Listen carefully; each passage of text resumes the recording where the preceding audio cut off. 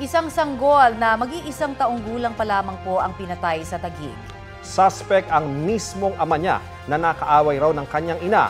Balitang hatid ni Jomer Apresto.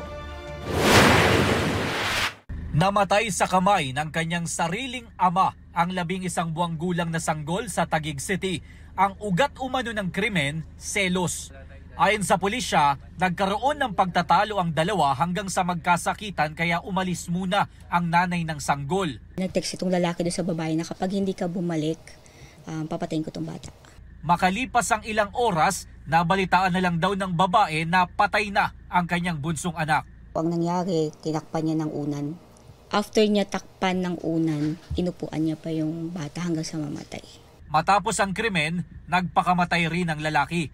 Ayon sa kapatid ng lalaki, nakulong noon ang kanyang kuya dahil sa iligal na droga at habang nakakulong, may iba raw kinasama ang nanay ng bata at tumuloy pa sa kanila mismong bahay. Ang gusto kasi kuya, maayos daw po yung pamilya niya. Sabi daw, may jowa po daw yung babae. Tumanggi namang humarap sa kamera ang nanay ng bata pero itinanggi niya ang paratang sa kanya. Ilang beses na raw nagbanta ang lalaki na papatayin ang kanilang anak.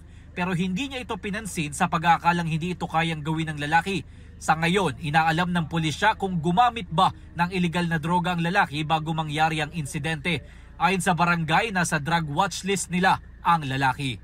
Jomer Apresto, nagbabalita para sa GMA Integrated News.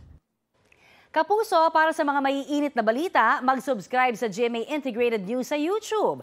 Sa mga kapuso naman abroad, subaybayan nyo kami sa GMA Pinoy TV at sa www.gmanews.tv.